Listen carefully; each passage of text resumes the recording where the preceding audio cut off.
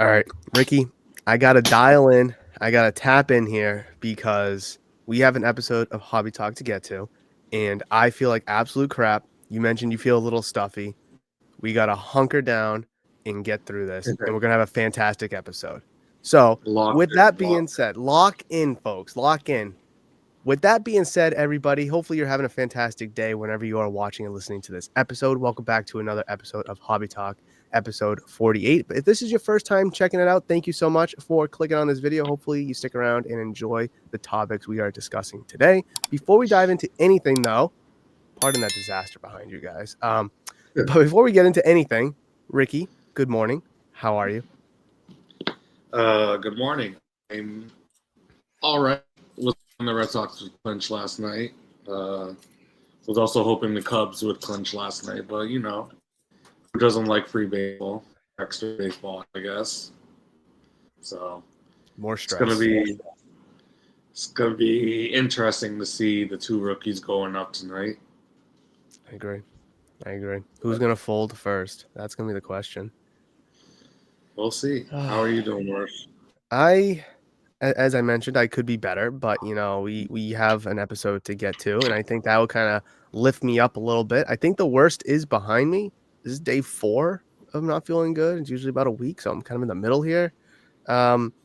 Yesterday I just did absolutely nothing. I sat around. I was just sick all day. So hopefully today I feel a little bit better. Get some caffeine, get some vitamins, obviously some water, and just hopefully we have a good day here at the shop. And next thing I know, I can be back in bed tonight. um, so last time we talked about a bunch of different things, of course, and one of the topics was your James Wood card from Beckett. How we were waiting on that and the process, and obviously you've since received that card. And just to kind of kick things off, we can kind of just touch upon that really quickly because I sent you the grading report for September, which is also a topic we will get into as well. And then you mentioned how that was the last time you were going to contribute to Beckett. Oh, And 100%.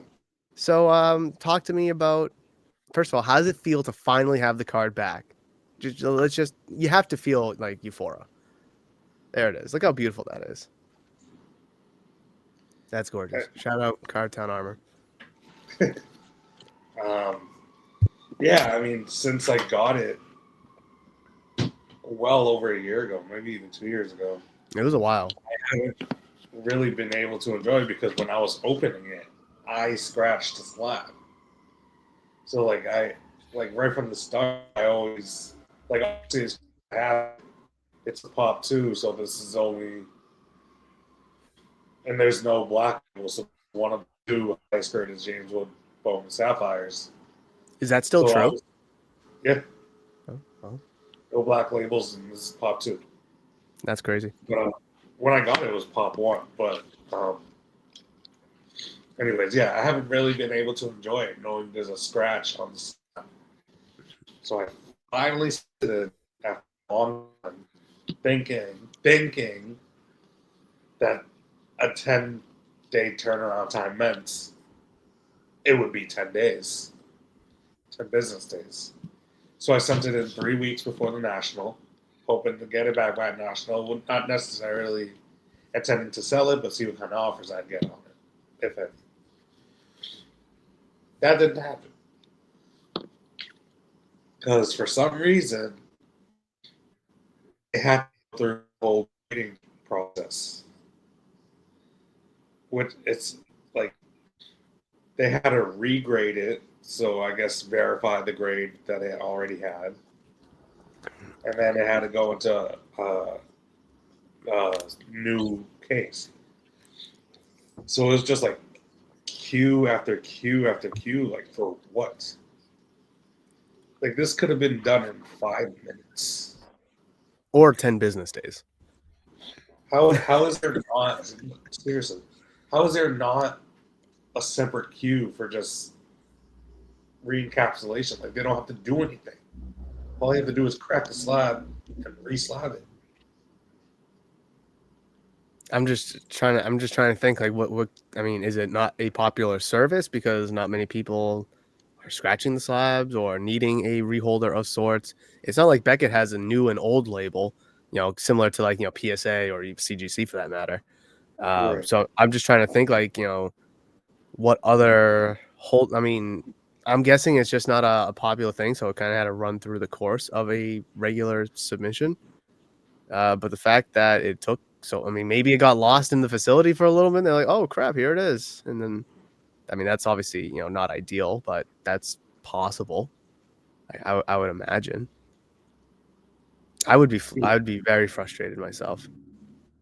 It took 3 months for what is advertised 10-day turnaround. Like if it had said like straight up whatever business days when I sent it in, I would have been like, okay, I'll see it in a couple months.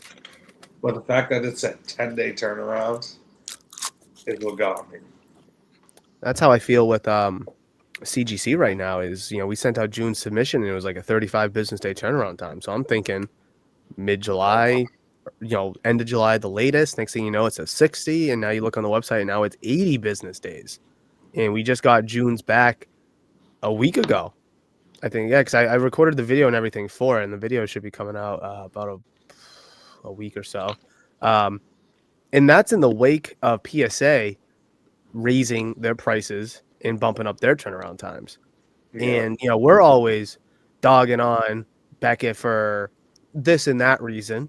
Not dogging on them. More just shedding light and being honest about them. And we'll get into the grading report and how they've actually been having some successful months, I would say, compared to months past. And we're sitting here seeing CGC kind of solidify themselves as the number 2 company, but their bulk service is 80 business days, guys. That's like February, maybe That's like Super Bowl time. Honestly, if you really want to count it out. And again, on top of that, PSA rather just bumped up their prices and their turnaround times. SGC, they're a boutique company, so I mean, whatever that means. We already went into that. So I don't know. Grading is just in a really interesting spot right now. It just I don't it's know. hard too. It's hard too because in terms of declared value, you don't know. You can only put like the market is now. Yeah, Like I have a submission that's estimated January 2nd. I have no idea what the market is going to look like at that time. Am I gonna see upcharge after upcharge because everything is over $200 now? you probably will. Am I not gonna see any upcharges because the market tanked? Probably. Just never know.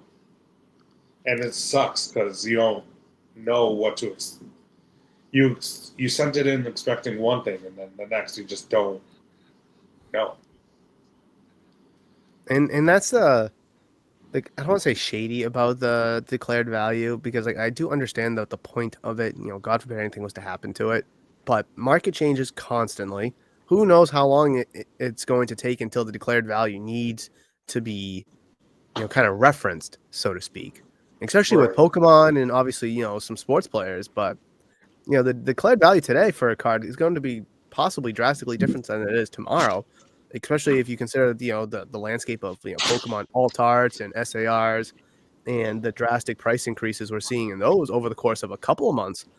Hello, Kitty. We have a furry friend today. What's the cat's take on grading? He hates it. Yeah, I don't blame him. Yeah. I don't blame him. So what I pulled up here in front of us is the grading report for September. Month over month, PSA down 6%. Whatever, when you're grading 1.5 million cards, I mean, that's what, maybe 1,000 cards. You get the point. 32% year over year, though. That's an increase. That is a crazy, crazy increase. Obviously, PSA seeing a tremendous amount of volume. CGC, similar, 15% over was August, 248% from last year.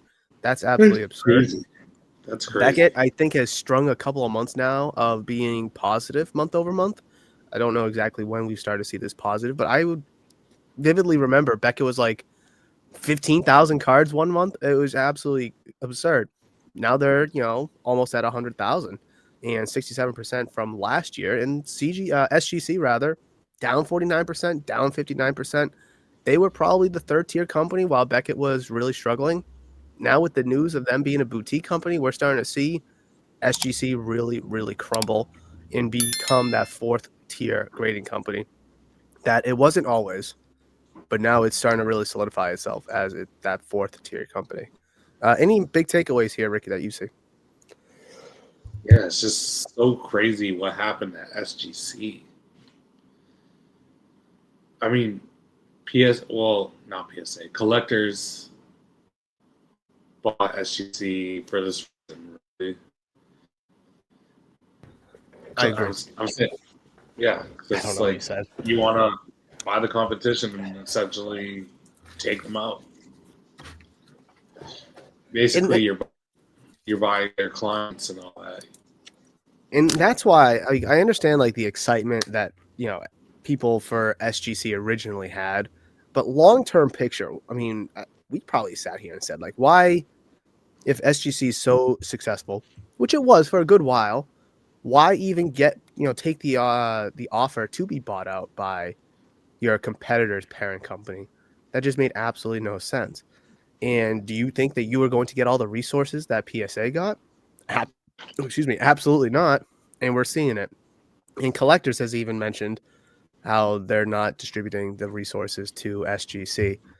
I mean, we were sitting here confused about what a boutique grading company is. I mean, we kind of figured that out, a few episodes ago. And we're really starting to see people not wanting to have their cards graded by a boutique grader. Right. I think this is I think we're going to start seeing this trend kind of more and more. PSA obviously doing PSA things.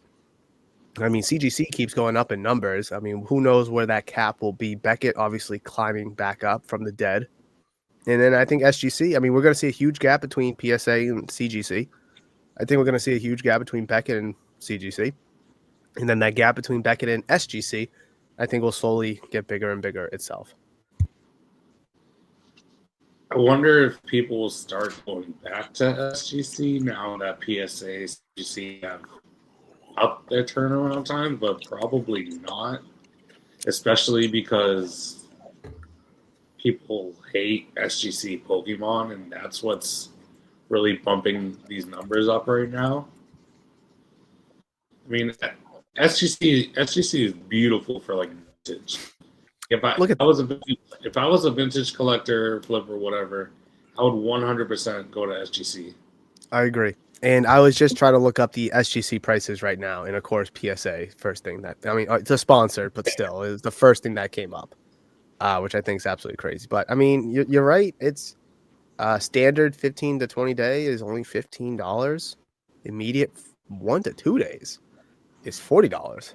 I feel like that's a good deal. I mean, I don't know what other company can offer 1 to 2 days at $40. That's pretty good there.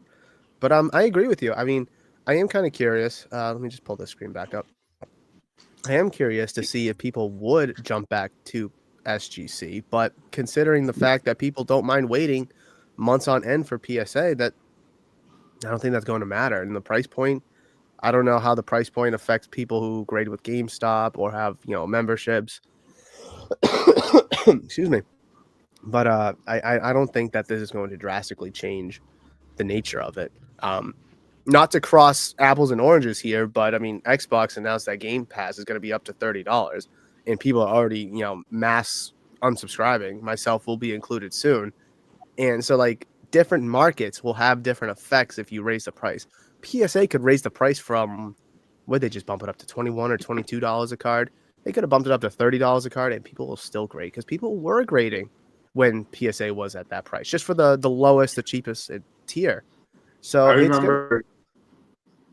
I remember during COVID, my brother had he pulled the Shining Fate Zard, and he wanted us to get it graded, and it cost him like $120, and it was only at the time like a $250 card.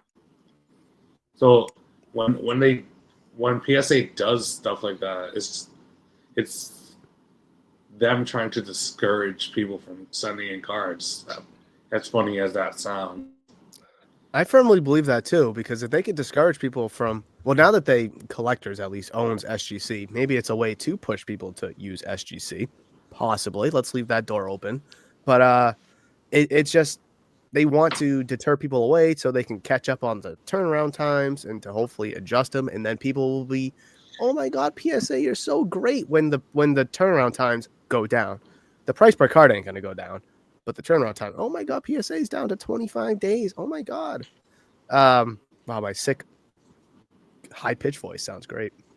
But that's probably part of the plan, I would imagine. Is hey, SGC is struggling, so let's try to deter people from using us. That's a great way to think of it. I did not think of that, especially when we're looking at the numbers here for September. Not bad thought. Let's see other graders here. Tag up 58% from August, up 220% from last year. Arena Club up 11%, down 22% from last year. AGS graded 35.4 cards. I keep seeing ads. It's I think it's like an AI thing. I'm not 100% sure, but yeah. I know they offer, I saw a commercial for them. Believe it or not, I saw a commercial. It was... Wow, Tag is almost overtaking SGC. Sorry for that. Yeah, look at that. 52.9 to 60K. And they're just going up and up while SGC is going down. Soon we're gonna start seeing Tag on there instead of SGC. That's what I was thinking too. I'm like, is there a way that, like, do you put the 5 graders or do you just bump SGC out? I'm really curious what they would do. I think they'd go with 5. I think they'd try to squeeze 5 on there. That would be crazy. Oh, we'll see that day. We'll see that day very shortly. By the end of the year. Do you have you come into, like, have you bought or sold any Tag slabs yet? No, I've seen them come in the shop though. I've seen them at shows, like people come up to my table. Someone graded a Tag card and they got it back and they showed me because I was like, oh, let me know when it comes back in. I want to hold it and can kind of see if it's like fragile. But otherwise, I personally haven't bought anything from them. Why do you ask? No, I'm just wondering because I want to, like, from your standpoint, I want to see like how popular or in demand it is. People ask me about my thoughts on Tag and like AI grading and such like that, or like computer grading, whatever. And I keep telling them like it's probably the future. If it was always a thing, like, years ago when grading kind of first started, then I don't think anybody would be going crazy over it. But I don't know how other people feel about this, but like I kind of like the human element in grading. Right. I want consistency and transparency. But like with sports, I don't want robo umpires or I don't want robo refs. I like that's what makes sports is the human element of it. I mean, if you're just going to replace the umps with robots, might as well replace the players with robots so you get perfect everything. Obviously, the refs aren't going to get every call right, or the umpires are not going to get every call right, and we just have to accept that. But come the big moments, you expect the calls to be right, or at least have some transparent explanation of why it's not.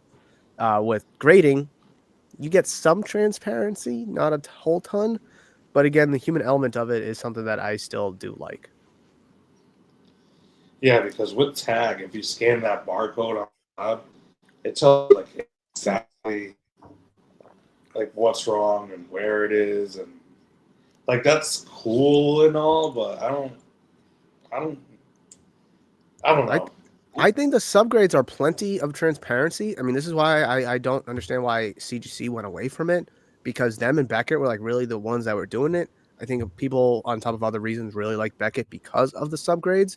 So if you get a 10 and there's 3 10s that are subgrades and one's a 9.5 and that's the corner, flip the card over here and you're looking at it, it's like, oh, you know what? Yeah, that is right. That corner does have a little whiting on it. So you can kind of put the pieces together to figure out why the card didn't get exactly.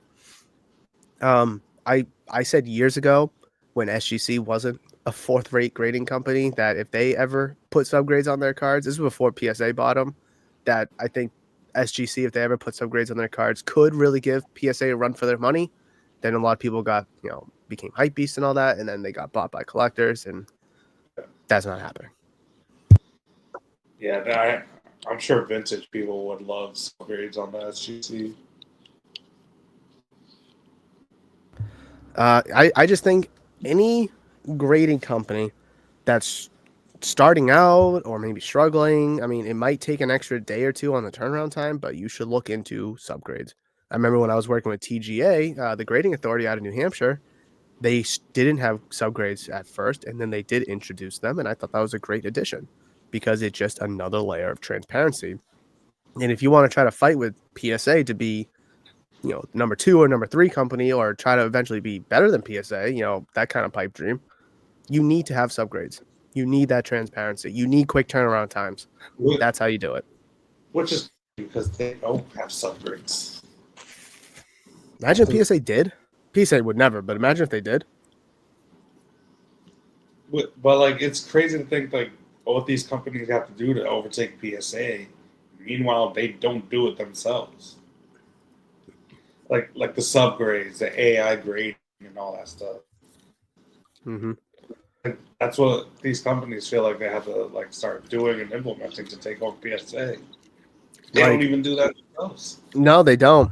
Like, I mean, Beckett and CGC could be $10 a card with 5-day turnaround time. And I mean, Beckett has subgrades, but if CGC doesn't have subgrades, then they're not going to take it. It doesn't matter the speed of it or the price point of it. But those are things that should matter to people. But I don't know. Like I said, PSA could be 100-day turnaround time and people will still submit with them. It's absolutely absurd. Basically,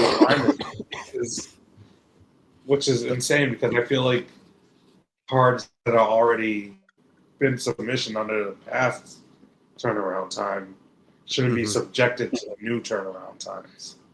And I think that's exactly what happened with my CGC shop submission for June. Is they probably received it when it was 35 or whatever it was. Then they changed it to 60 days, and they just got subject to that. And 60 business days is like 3 months, and that's kind of how long it took. Like I said, now it's at 80 days, and I don't even want to do the math on that. That is absolutely absurd. For any grading company, not just CGC, any grading company should not be 80 business days. That's just an absolute scam. That's insane. Wait, not even 80 days, it's 80 business days? 80 working days, yep. Let's do a PSA. Let me just double check, see if they changed it. I type in CGC pricing, and PSA still comes up. Oh, wait, that's comics. Oops. Let's see here. Hold on, it's loading. It's advertising 65. Yep, CGC right now is 80 days. That's working days. That's absolutely absurd. Absolutely absurd. For bulk, which you need 25 cards. If you want to do the economy, that's 40 days. Which I remember the economy used to be like 15 days. So it's when you have so much momentum, you're CGC and you have so much momentum, you can't be having turnaround times that are that slow. Especially in the way, and I keep hitting this like a dead horse, but especially in the wake of PSA bumping up their prices and their turnaround times. That's just unacceptable. That's the chance to separate. Or exactly. I guess, like close the gap. Yeah, close the gap. That's what I was trying to say. Yep. But yeah. So I just checked. Actually, PSA didn't bump the TCG prices, but they bumped up the sports card pricing. Interesting. Yeah, that's weird. I don't know. Does that mean they're getting? Does that mean they're getting more sports than TCG right now? Crap. Hold on. Let me add this back to the stage. Well, at least for September, that's sports, right? Look at that. Still on. Hold on. Wait. CGC almost at 100,000 sports cards. That's look at that growth. That's silly growth. But that's impressive though. That's really good. What's the matter? I'll never be a fan. I just don't want my sports cards in CGC. That's okay. You don't need it. It's okay. But here's their Pokemon landscape. What was that? 88 Yeah, they're grading more Pokemon cards right now. Well, at least That's in weird. last month they did, which is down from last month. So yeah, the grading landscape right now is really interesting from many different angles and from many different points of like discussion. Really, whether it's PSA grading more Pokemon or CGC grading 100,000 sports cards. I mean, that's more sports cards, 97,000, than Beckett and CGC graded just for the whole month. I mean, it's people like them. People like them. Everyone has their preference on this or that, or I like this, I don't like that. But I one thing guess that CGC that they do very well is they will grade anything and everything. If you want a sports card, a Pokemon card, a VHS tape, an action figure, a video game, whatever, you can get it all graded under the same roof, a magazine, a comic, whatever it may be, and it's all graded as the same brand. And I think that's kind of appealing to people is the uniformity of the brand in their collection. And CGC can offer that. Yeah, I mean, I guess the last time I had a CGC sports card was when they had those green labels, and I just hated that. I wasn't a fan I, of the green. I just Nope. think it looked so cheap, so like it just did not look good. I agree. And then when they went to their black and gold, I was starting to become a fan. I thought that looked really clean. I thought that was really impressive. And then they put everything under one roof and just made it a black and white label, which I do miss the blue Pokemon labels, but I think the black and white labels just look super clean and uniform. Yeah. Almost fell. I will apologize again. Coughing, sneezing, blowing nose, guys. Please bear with us to this episode. Next one will not be like this. I do promise. But Ricky, let's dive into the whatnot repacks, the topic that you wanted to talk about. While I get situated, please, your thoughts on that. So it's still a new concept. We don't know, everything that's going on with it yet, but it looks like Whatnot is finally getting on top of repacks. Yes. You said Yeah. yes. Like they need to be independently audited. Sellers need to be, actually approved, like research and apply and get vetted, which is crazy that they never did that. Because I remember when I thought about being a Whatnot seller, all I did was sign up and I was automatically approved. Which is crazy that, whatever. But yeah. I see. So my first question is, who's doing the independent auditing, and who has to pay for it? Someone told me that whatnot fees are at 18%. I'm like, no way. I last heard someone said 8%. Someone said 13%. I thought they were on par with eBay, which is I think 13.25, which is I think ridiculous in itself. But no way it's 18%. But sorry. So yeah, apply and get vetted. Whatnot will review each manufacturer's business and history. I agree. Who's doing the vetting? Who's paying for that? Independent auditing to ensure fair and trustworthy packaging of products. I could sign up and apply and get audited. At what point? You give me a notice. Will you just do it out of the blue? After the audit, I can still go back to doing my scamming ways. Transparent checklist. Each must have a public checklist. Final. I mean, I don't know how that's not or hasn't been a thing already. I do remember for when I was doing whatnot selling, which by the way was a complicated process for me when I first started. I had to do like this 30-minute seminar meeting. It took like a week or two to get approved. They were really strict with the sellers when they first started. Now I think that these sellers go into other platforms or they just want as much whatnot fees as possible. So they'll just let anybody do it really at this point. But getting approved a few years ago, whenever it first started, was not an easy process. And then there's approved list, only product meeting these requirements can be sold. Well, what are these requirements? That's, obviously that might depend depending on, your sport, Pokemon, whatever it may be. Geoff, what are you saying? Graded Grails PSA repack certification started a trend and changed the hobby for the better. I'm thrilled. Oh, shut up. My God. Dude, shut up. You're commenting on your own post. I mean, I guess I do that too sometimes. Starting November 3rd, any manufacturer creating surprise products or repacks will need to meet new standards before their products can be sold. Now, going back to what I was saying is about when I used to be a seller on there, like you would have to declare a floor, a ceiling, and a median, which I do believe is still a thing. I could be wrong. I haven't sold in 3 years on there, but if that's the case, that's not that hard to kind of manipulate. Oh, the floor's $35, even though there's a Kobe White base mosaic PSA 9 in there. But hey, after taxes and shipping and all that, I paid $30 for it. So I just, it's a And boatload it's of like garbage. how recently comes like Yep. uh, this is all subject. I don't know how they can like actually like Sorry, I'm just trying to read these.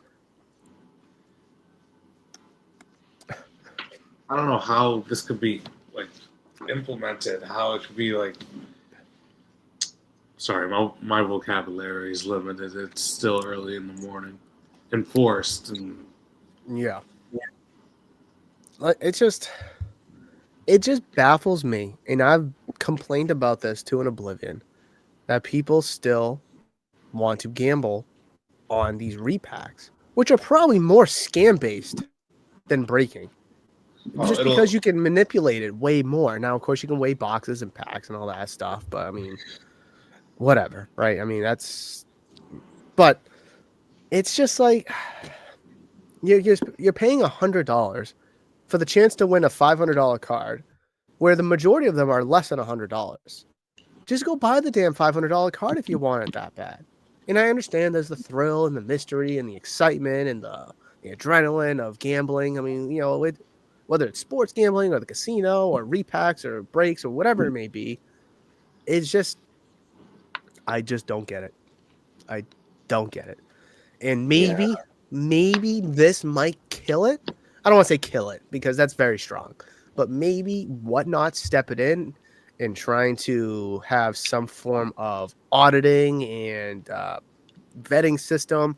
Maybe that kills the casuals. Maybe that kills off the scammers. So these repacks are a much more clean product. Maybe it is a much better and improved product. But what if you get caught, though? What are the consequences if your checklists aren't transparent?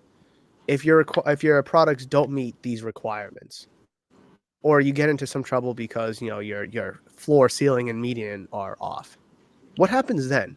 Because clearly Whatnot doesn't care about having repercussions, as we saw that with backyard breaks over the spring. Sorry, we saw how that happened. Nothing happened. That's exactly right. Nothing happened. So are you just going to get like a little 1 week ban and then you can just come right back and just do what you were doing? It's just, this sounds good on paper and in practice, but let's actually execute. Let's actually implement these things and actually stand on a foundational ground of taking action, because words are just words until you actually go out and do something. Now, Whatnot could, but why would they? When if these sellers get in trouble, then that's just going to be less fees that they're accruing and less money that they're making. So why try to pinpoint the bad sellers and kick them off when you're losing money? Because Whatnot doesn't care about the customer experience. They just care about the fees that they're making. Right. My thoughts. So by them implementing something like this, that means they know scamming is going on in their app. They have to. It's just obvious. So maybe this is them finally taking a stand. Like the only thing this might do is weed out the smaller guys. People are still gonna get scammed by these ripped off, scammed, ripped off, whatever word you want to use, but people are gonna find a way around this, just like they do everything else. Sorry, I just been reading these comments and they're absolutely hilarious. I love when people try to roast Jeff Wilson. What makes you have the ability to be chosen as a certified repack for the platform? Because I'd like to debate you. And then just to jump here, his reply to Rip and Wax, because our repack is PSA certified and publishes its checklist. You can use PSA too. I'd encourage it. Okay. And then Bam Collectibles, he's more profitable. Is what he meant. PSA buying cards back and regrading them to bump profit. He's in bed with them. He's happy because of the monopoly he's building. Tell us we are wrong. And he says you are wrong. So I thought that was kind of funny. But it's where was there was another comment that I saw here. Someone said, what does PSA certified even mean in an unregulated industry? They already graded the cards. What else is there to certify? That's a good point. Can you trust any grading company to hand pick the cards going into the repack with the amount of junk that people are getting graded?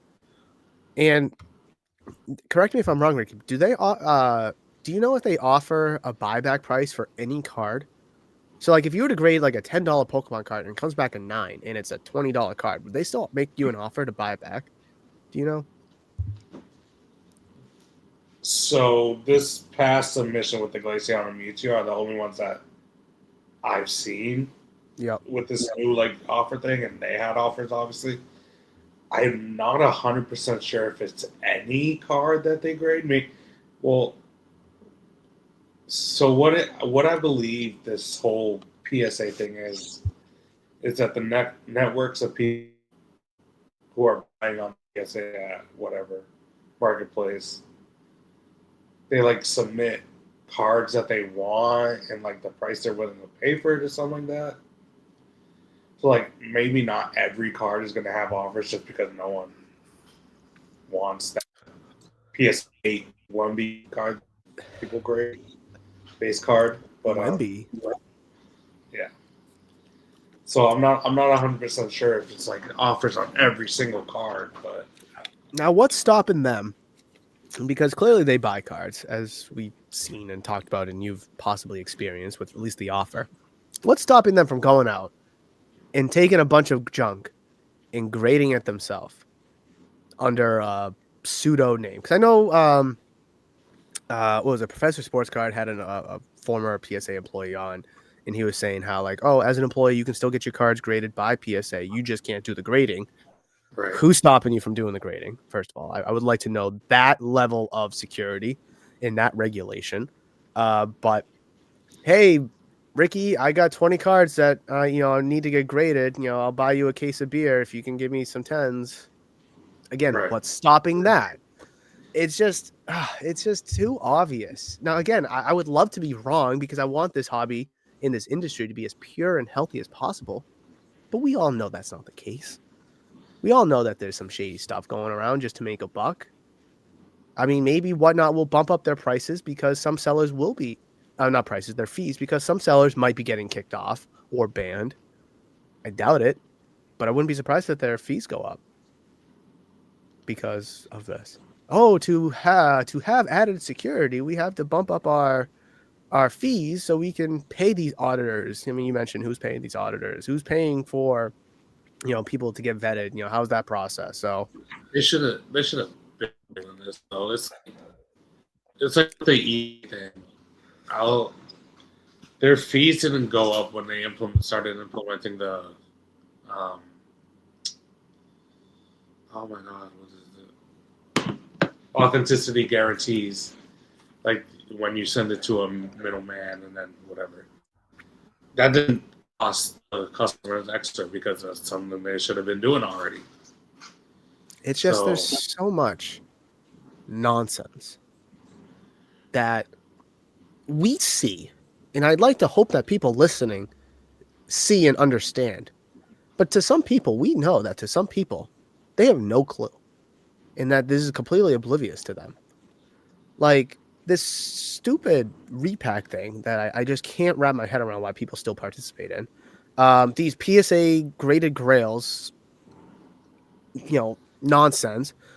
Jeff Wilson having, you remember Alex from Collectors MD? How we had him on? So he was on Jeff Wilson's show, and I made a video about this. When did it come out? It came out recently. Came out like last week. And you know how he talks about health in the hobby, regulations, guardrails, responsibility, accountability, all that good stuff. The video or the episode of the Jeff Wilson show, guess who it was sponsored by? Arena Club, who has their hands deep into the gambling element, whether it's through repack. Well, I mean, I guess they do grade cards too, but their big thing right now is the repacks. I got to pull this video up for you. This is just so funny. He eventually took it down. Hold on, give me a second. This is gonna be hilarious. I don't know how I can. I don't know if I can. Do you see this or no? No, you don't see this. Hold on. The Jeff Wilson Show was brought. Okay, hold on. So this is the intro of a regular video, and this was the intro to his Jeff Wilson Show was brought to you by video Arena with Club, the official home whatever. of slab packs. Can you hear that or Now no? available every day, slab packs offer Yeah, I a can hear it. way to Okay. collect graded cards with confidence. Plus, every pack comes with an instant offer to buy your slab. Don't miss out for the latest slab Real packs quick. and more. How is he's even advertising? He's accepting them as an advertiser with his own repacks, like being a thing. Like, why is he advertising other? It's all about repacks? greed, because PSA is willing to do this partnership with him, and he gets a cut of it. Arena Club say, "We'll sponsor your videos. Here's a cut of it." It's all about greed. There's no loyalty, because I don't know who he was working first with, whether it was Arena Club or PSA, but who are you working with first? And how is there no clause, like loyalty clause, like, hey, you're working with us, you can't work with any other grader. So if Beckett was to approach them, he can't work with Beckett. We're paying you a decent amount to not work with anyone else. I agree. By downloading the Arena Club app. Just search Arena Club in your app store and use promo code SCI20 for 20% off your first purchase. So, of course, we've all seen the big headlines of those multi-million That's the intro to the first video, or to a normal video. Alex, welcome to the show. You are on a mission. But originally, do I pull up the comment? I do pull up the comment. Let's see. How's this going to work? Oh, here we go. It might be blurry. I don't know if it's blurry or not. Oh, crap. The thing's kind of cut off. But it says... Sorry, I'm trying to look at it too. Sports card, or you can buy oh, crap. I can't read what that word says. Anyways. It's, sports, protect yourself, accountability, blah, blah, blah. Brought to you by Arena Club. Let's stop gambling and then Jeff says, Arena Club sponsored all the videos, no matter the topic. I mentioned this during the video. I think getting this discussion out there, regardless of who sponsors the video, is important. I think that there is a little bit of an important element. Right. Because at that just point, a little bit. You look like a hypocrite. Oh, here we go. What is it? It says Sports Card Addiction episode brought to you by Arena Club. You got to be kidding. And then Jeff makes this the reply about it. I appreciate your concern, blah, blah, blah. No other reply, no other comment. And then Jeff just follows up saying, Arena Club ad has been removed from this episode. Thanks for your feedback. It's just how clueless and idiotic. Self-awareness. None. Absolutely none. And it's just no accountability, no understanding to just the surroundings of the hobby, honestly. It just baffles me that people still eat his words as gospel. And just oh, Jeff Wilson. Oh, Jeff Wilson. Oh, Jeff Wilson. It blows my mind. And a lot blows my mind, actually, because there's a lot of... Okay, sorry. I'm just going to stop myself there before I get myself in trouble. No, just keep going. There's a lot of now. I'll at least have transparency here. This may not pertain to you, who's listening, but it probably pertains to people that might not be listening. Is the lunacy and the idiocy to buy into Geoff Wilson in the repacks and whatnot in these graded grails in Arena Club and whatnot and all the nonsense that we've been talking about today. For what gain? For what personal gain? You spend $100 to possibly get a $500 card, but you'll actually walk away with a $35 card because there's no vetting, there's no auditing, there's no transparent checklist. It's just Timmy the repacker. I don't have a card on me. Look at this PSA 10 Kobe White mosaic base. There we go. There's a card right there. I don't know how much it goes for. I'm just going to use a dumb number. Look at this $10,000 card right here. Yeah. You guys could win this for $100 a bag. Meanwhile, that's one of 100 bags, and all the other 99 have absolute garbage in them. And that's not a $10,000 card. The thing about Geoff Wilson and like YouTubers in general, people just see like the amount of money being changed hands and just think they're the best at what they do because they have a lot of money. The thing about Geoff Wilson is he was rich. He was rich before sports cards. Like he didn't, start. He didn't. Well, his wife, someone. He didn't, start from $10 cards all the way to $10,000 cards. Like he came into the space with money. That's why he's able to buy and sell. Huh? Who's he? Geoff. He's him. That's who he is. he's. I'm sorry. But keep going. Yeah, no, that he came into the space with money, and when people see him, trade. The cat's even Geoff Wilson. Geoff Wilson. Oh my god, that's so funny. I didn't know if he'd be able to hear that, but yeah. Basically, long story short, people see a lot of money changing hands and think they're great at what they do because of the money. But that's the case. Like a rich idiot is still an idiot. It's easy to take a lot of money and build something. Now, whether that will be successful, who knows? But if I had millions and millions of dollars laying around through PPP loans or, say, Mrs. Murph's funding account, let's say, I too could have a nice 10,000 square foot, allegedly, this nice 10,000 foot card shop too in the middle of, say, downtown Providence, or at least outside the mall, and it would too be popular.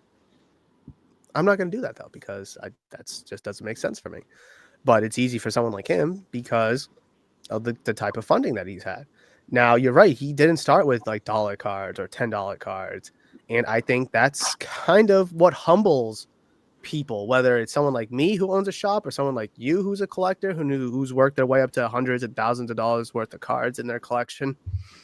It's just you're right. The money is just so powerful and so strong.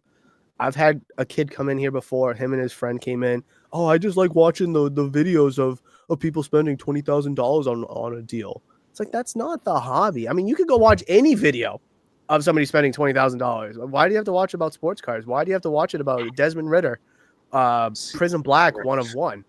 I mean, so what? I mean, obviously it might have a little bit more of an entertainment factor than watching someone just dig through dollar boxes. But it's just like that's the thing too. Like these videos only show like expensive PSA 10s and all that stuff. Like, that's why people think all people want are PSA 10s. But like you go on eBay, that's not the only thing selling. Agree. And we've seen it's not the only type of cards being graded. I mean, whether we like them or not, CGC, Beckett, and SGC, though declining, have tons of cards in their registry per month. I'm not gonna lie, I was a victim of that mentality too, thinking like when I was selling on eBay or setting up at shows or whatever, like I would only want to get, PSA 10s or like autograph stuff like that. That's what it looks like. that's what it looks like. All that people want, but it's not true. Like people love the cheap, 3-year color veteran card or the BGS 9, whatever. You should see like- the type of cards I sell out of my dollar boxes because collectors want cards to collect. It's a forgotten element, it seems like, is collecting. Right. Like you set up at shows and people, it's more people looking for those kind of cards than they are looking for the thousands of dollar PSA 10s or whatever. I hear you. I think people forget that part of the hobby because you see these influencers selling such crazy cards and you think that's all people want to buy, but it's simply not true. And it's farthest from the truth, but those are the videos that get the most views. So people, if they don't know a thing or two, will kind of just wrap their head around that that's the truth.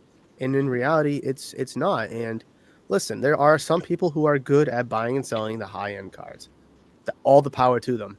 But for us to sit here and say that that's the only aspect or the biggest aspect of the hobby is just not true. I mean, we're not the biggest fans of Vintage Village at the National, but how many people are there going through binders and boxes of Like 50s, 60s, 70s cards? It's there for a reason. Exactly. And like now, you see these people pulling up the checklists and looking for that random 1971 baseball card. Right? Like, and that's them completing a set. Like that's the hobby for them. in the collectors who are doing that, they don't even know who's on the damn card. They just know that it's Topps 1974 card number 302. They don't know who that. I don't even know who that is. But that, like, someone came in and asked me, "Hey, do you have 74 Topps? I'm looking for cards number 302, 303, 304, 314, 317, 320." I'm like, who are they? He's like, "Oh, I don't know." He literally just looked me dead in the face and said, "I don't know." I'm like, well, first of all, at that point, how do you not know who you're looking for? But besides the point, it's I just guess I guess circling back to the original conversation about Jeff Wilson. I guess that's kind of where we really started on this tangent. It's all about the money. That's what people want to watch. That's what garnishes the most views. Those high-end sales, it's all about the money for people. People don't want to sit and watch people going through dollar boxes. People don't want to sit and watching collectors complete sets. People want to watch volume, flashy transitions, high-end deals. And sure, there's a space for that in this hobby. But a small space, because that's not the true hobby. Repacks isn't the true hobby. Breaking, for that matter, isn't the true hobby. And I think this is just a flash in the pan. We sit here 5 years from now, I think this won't even be a thing. And hopefully the hobby itself will be in a better position. Hopefully in 6 months, let alone 5 years. But we'll see. We'll see. Yeah. Wow, what a exhilarating conversation. Oh, that was fun. All right. Did you have anything else to say before we switch to another topic? No, it's just like that 10-cent random Topps card. It's just as fulfilling to that collector as that 10,000 PSA 10 slab. Like it's the same satisfaction. I agree. Honestly, in some way, more fulfilling because there's more of a story, a journey behind it.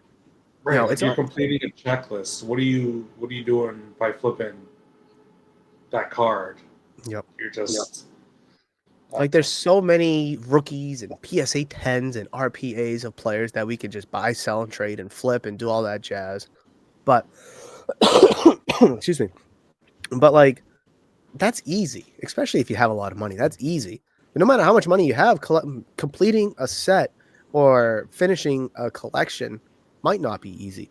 Sure, you can take the easy way out and buy it all online, but none of those guys are doing that because that defeats the purpose. The purpose is to dig deep into the value boxes and have interpersonal connections with people and feel the satisfaction of, all right, I just bought those 2 cards. Now I'm only 1 card away, buying that last card and you feel that euphoria and that relief of completing the set, completing the journey. You don't get that with flipping. And I think a lot of people are kind of lost about that. All right. Yeah, just real quick, I'm reading this book about investing, money management, stuff like that. And one thing that stuck with me was it was a story of two guys, who worked together investing and all that stuff, and kind of drifted apart. And someone was talking about, let's call him, I don't know their names. Let's say Tim. Oh, Tim is making so much more money than you. He's doing successful, blah, blah, blah, blah, blah. And then, I don't know, Bob. Bob was like, yeah, that's true. But I'll have one thing. I have one thing that he'll never have. And that's enough money. And what? You cut out. And that's enough money. Like to be satisfied, to be comfortable, happy, all that stuff. Like with the thing, I guess where I'm at is, when is it enough? Like, obviously, you're trying to get rich, make your money. But it's not fulfilling because you'll feel like you still need to make that next play. You still need to make that next dollar. And with these checklists, once you're done, you're done. That's a great journey. You completed something. So, like for these flippers. No, and that's a great kind of like analogy through a story. Let's say, to kind of, even make it more real world, you start working when you're, say, 25 and you retire when you're 65, and that 40 years, that's a journey, and you built up, you saved up for retirement, and then you can just ride off in the sunset. That's fulfilling. You work, that's enough. You're done. Then you can go enjoy life. When it comes to flipping, it's just like, how do you retire off of that? Like, you're not going to be 57 still making YouTube videos, flipping cards every day. Like, right? Like, I mean, I don't know how long I'm going to be doing this, but I'm not doing this for the money. I don't consider myself an influencer. I'm not out at shows flipping cards. Just documenting my journey, publicizing videos and my thoughts and all this jazz. But like, I know that this isn't forever, but I'm going to enjoy the journey. And I guess maybe you could say that about these flippers too. But like, it's just, at what point do you feel the satisfaction? Because as I sit right now, I'm feeling the satisfaction of making these videos, having these conversations, putting myself out there. But I know I'm not going to retire off this. I might not even be able to retire off the shop. Who knows? But I mean, I plan on working here till I die. You can't flip until you're dead. So it's just like, when does the real world kind of factor in? That's what I want to know for these people. Well, the real world factoring in, what's going to hit these kids like a wall. These kids that have that multi-$1,000 cards, but no real life responsibility. That's gonna hurt them. Like, I don't have a 401k. Mrs. Murph has a 401k. At least she can retire off of that. So like, is there a 401k? Does the K stand for cards? I don't know. How does that work? It's just so confusing to me. All right. Let's talk about something I don't understand. And we can just talk about this for a couple minutes because I know we're going to be wrapping up shortly. Explain this to me. For the love of God. What is the hype? Okay, first, I think these animated character autographs are beyond stupid unless it's the voice actor who signed it. I mean, I think I saw like the Disney ones where it's like the boy, the old man and the dog from Up with like a triple auto, but they're not the voice actors in any way. First of all, how does a dog have an autograph? Now, again, if it's the voice actors, it's fine. I'm all for that. But when it's not the voice actors, like Lightning McQueen has an autograph and it's not Owen Wilson. I just don't. I mean, these are just base cards selling for $4, for $5. It's just like, oh my God. I don't get it. It's just the next fad. This will go away.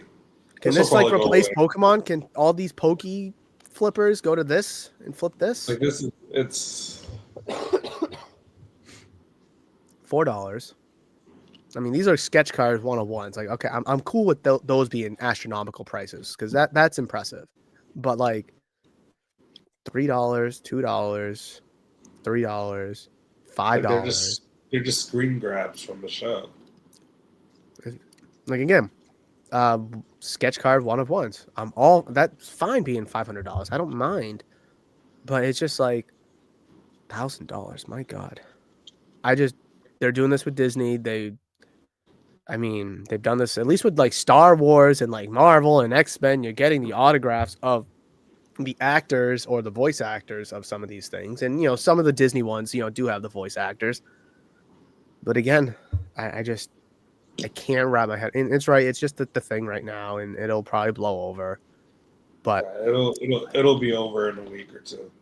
I just want to know like the rationale behind getting into this. I don't know if someone can explain that to me, or I just need to figure it out. I think like I want to say it's just for fun, but then I saw the prices. These are like $30 blaster boxes. So 60. I don't know how much the hobby box goes for, but $375. Here's another one for $369. $55. I mean, at least the blaster box is supposed to be $30. They keep saying they want to make these products for kids, but kids hate that price. Kids can't get into this stuff. They just can't. Like these are real life adults spending hard-earned money. They're $375 for a box of SpongeBob cards. Like be so for real. Shit. I want to see how much like it goes for online. Let's see, because like I'm all for. Oh my God, they're so much more expensive online. $475 from Steel City. My God, I'm sorry. The SpongeBob blaster is supposed to be $40, not $30. I think that's insane. $40 for a blaster is absolutely insane. But that's kind of the direction that Topps Chrome is going in, which I think is insane. Now, listen, this probably has more nostalgia than it is meant for kids, but like it's kind of geared for the kids as well. I mean, imagine something like this with like Cartoon Network characters. I mean, that would be really awesome, and that'd be super nostalgic for us. But like, it's nuts to me. It's first of all, how are you able to sell it for $375 when it goes? Oh, I'm not even. Oh, let me flip the screens. I'm sorry. When it's like $475, $480, $500, $425, $430, like, what was the actual price supposed to be? That's what I want to know. Here's the $40 price. It really is. It absolutely is. Let's see. There was another thing I wanted to kind of touch upon. We can fly through these last couple of topics real quick. Collecticon. What did you want to mention about that? Yeah, it's actually next weekend in Chicago, so you going? I'm very excited. I don't know if I want to be more cash heavy or card heavy going in, because I know what dealers pay for cards. But yeah, I feel like I have good inventory. I should have good. I don't know what I'm looking for besides Articuno, but hey, I'm still buying anyone I could get my hands on. Oh, I got a sad story about Articuno. That English 9 that I posted about is like, oh, I'm doing my best Ricky impersonation. That was supposed to be for a friend. A friend messaged me about that. He's like, oh, I'll pick it up on Saturday. I'm like, okay, cool. I sell it on him. And then he comes in Saturday and I'm like looking for it. And I'm like, oh, here it is, but a Japanese version. And obviously he wanted the English version. So now I owe him Articuno and I feel bad about it. Yeah. You have a Japanese version? I currently have the Japanese version, yes. But I sold the English version because I had the English version first. Raw. Huh? Raw or graded Japanese? It's graded a 9. Oh. And then I have a CGC 10 Japanese. You got a zillion of them. Which ones don't you have? That's probably the better question to ask. Because I just got back the CGC submission that I was complaining about earlier, and there was an Articuno in there. It might have been a 9.5. I don't remember. And it was an English one, too, but I don't remember what it came back as. Hey, anyone watching this video, if you haven't, I'm still buying them. I will always be buying them. Instead of James Wood, are we buying Articuno or are we still buying James Wood? Fine, 161 Articuno.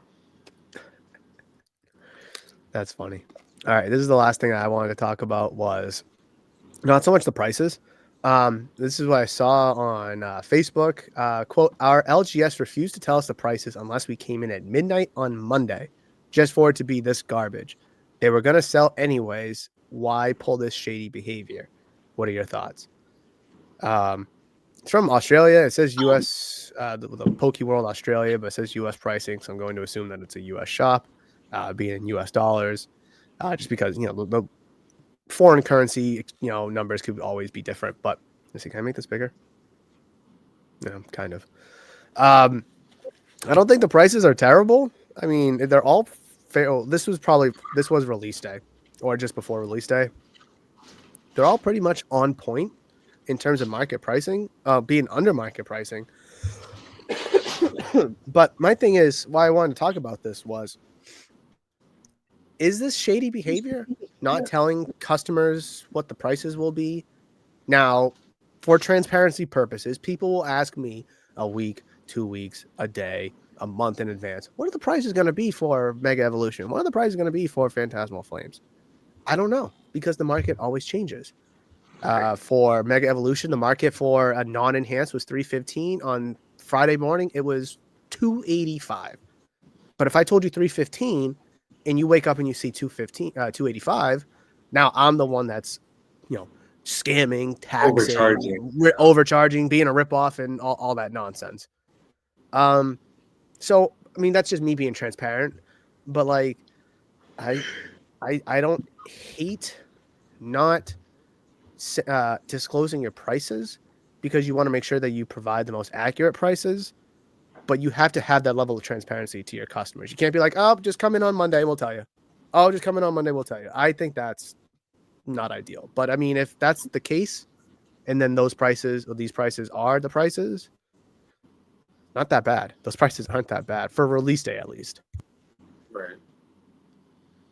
Yeah, I haven't ripped any of that. I haven't ripped any of that. Justin Rivals, just because I can't. The black and white, I haven't ripped yet.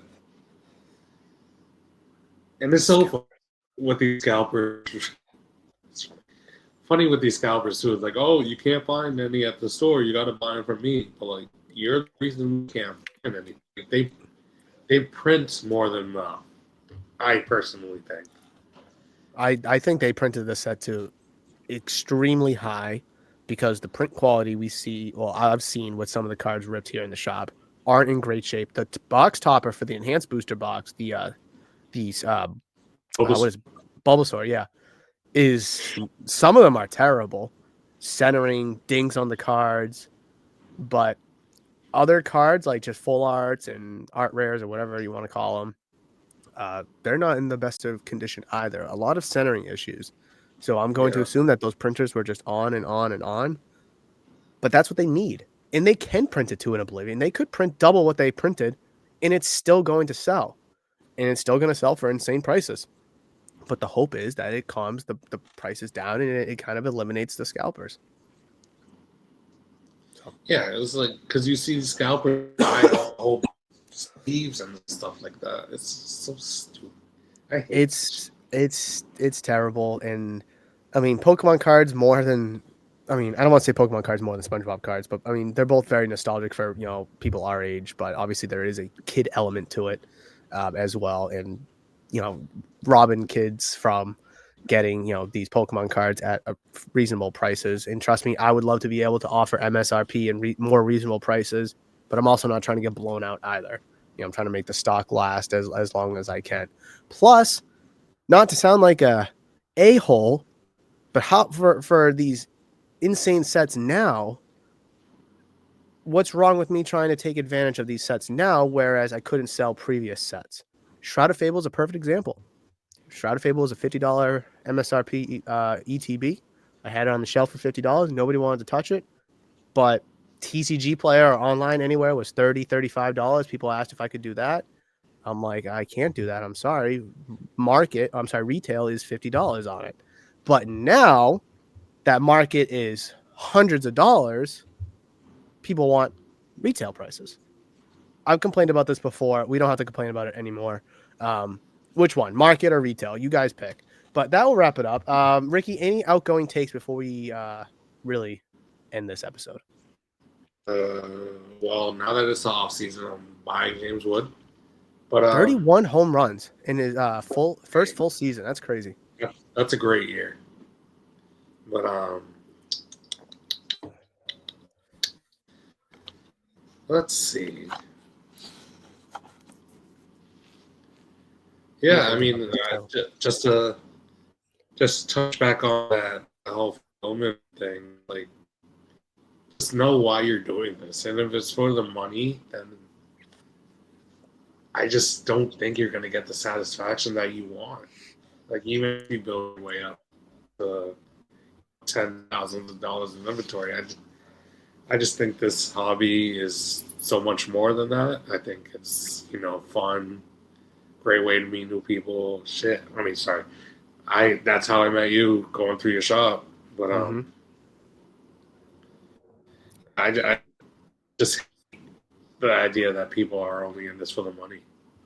Yeah, and it's funny because over the last 4+ years of running the shop, I've met so many great people that I've gone to really know, not just as customers, but as friends, yourself included. We've been doing this podcast for like 2 years now, and whenever we bump into each other at a show, we're hanging out, looking at cards together. It's just like this hobby has, and I guess I'll piggyback off of your outgoing take. This hobby is so much more than just dollar signs. There's more to it than cardboard or plastic or money. There's people to become friends with, to make memories with, for moments to kind of share, journeys to complete, collections to be completed. So if you just kind of take all that, put it together, it makes a really great experience. So just know why you're in this hobby, or ask yourself, why am I in this hobby?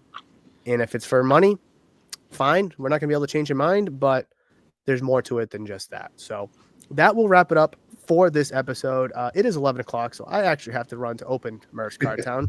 But ladies and gentlemen, thank you so much for listening and watching this episode of Hobby Talk. Sorry for the sniffles, the coughs, the sneezes. I appreciate you guys kind of bearing with me on that. Smash the thumbs up button, comment down below, subscribe to the channel, check out the channel membership program.